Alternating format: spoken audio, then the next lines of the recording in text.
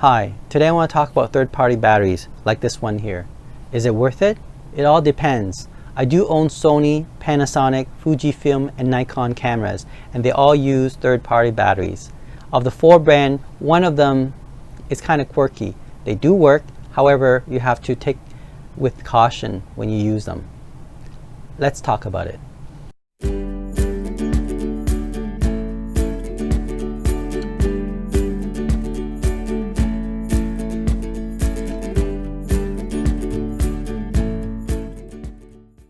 Okay, as you can see here, here's my third-party batteries. This is the Fujifilm. This is the, I believe, what's this one? This one is the Nikon, yes. This one is the Sony. This one is the Panasonic. And there is another Sony one right here. Let's go through each one of them and which one I have problem with. Okay, let's start with the Fujifilm. Now, the original Fujifilm, as you can see here, it has an orange dot, whereas this one is, what brand is this one? This one is Neewer brand, and they don't have the dot. I actually put a marker in there to indicate similar marking. So I have to make sure you have this marking there. Why is that as important? Is when you try to put it into the charger itself, you got to make sure you put it in the right terminal. Now, the one thing I like about third-party battery, it comes with a USB charger. So if you hook up to a battery bank system like this one here, make sure that it's a quick charger, the Qualcomm 3.0, because it will give you a higher current. Okay, so if you hook it up, let me show you right now, like that, and then you plug the, let me see if you can see that. Let's see. There we go. You can see the indicator, right? So I put a marker there so I don't put in the wrong side here. And there we go, it's charging right now.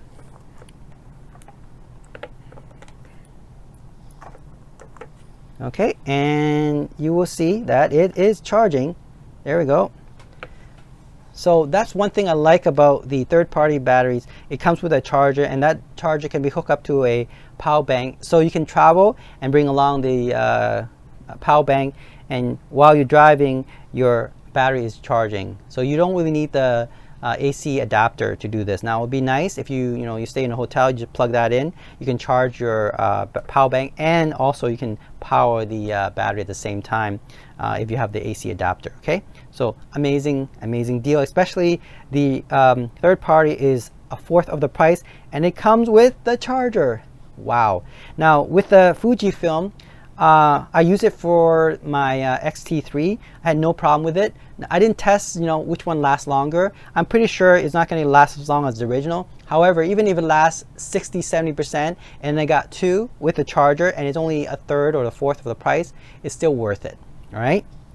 The next one I have is the Nikon. This is the EL15. Now, the EL15, as you can see here, let's see, try to show you right there. Okay. Also a very good battery too. I noticed that it doesn't last as long as the original, but still it comes with a USB charger, this one here, and they work really well. So if you look at how it's hooked up on the USB charger,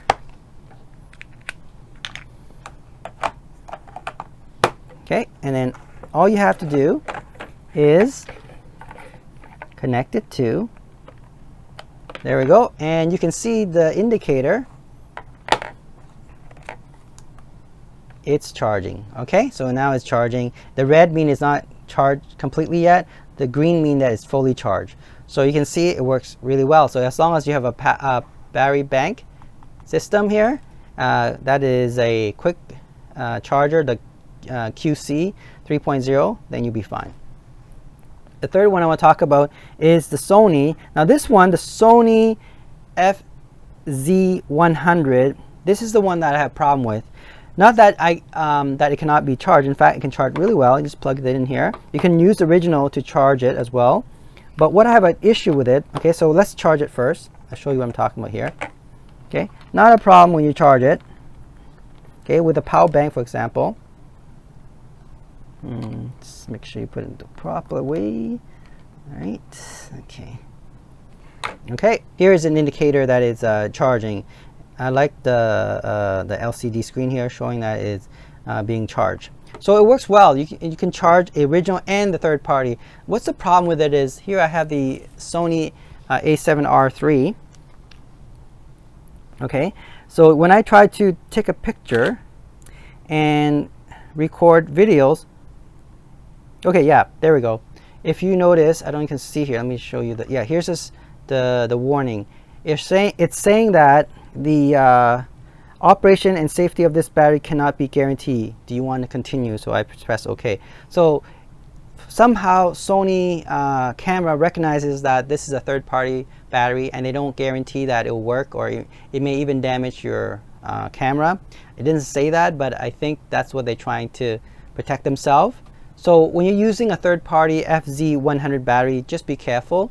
There is a warning. I don't know that warning means anything. However, I would say for myself, I would just use it for photography. I would not use for video, because it does show up from time to time, and that can be annoying. It might even stop your video recording. However, photography, not so much, right? You take it and then it does show up. You just have to say OK and you're fine. But with the video recording, you don't want to be in the middle of something and it does that. So when you're using it, just make sure you use the original for video recording.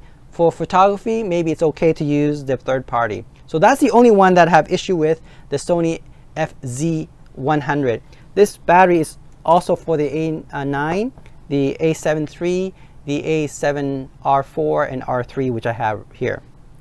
The other one is the Panasonic GH4 batteries. This is the original, and where is it? This is the original, and this is the third party.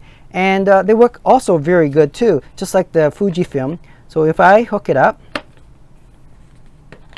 okay, again, it comes with a battery charger and is about a third or fourth of the price.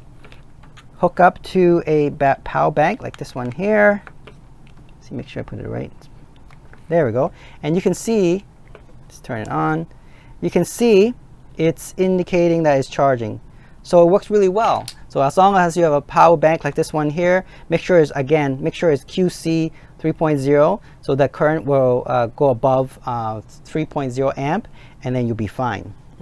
And finally, we have this battery. This is the MPF series battery. This is the original one is MPF770. This one, the third party, is MPF970.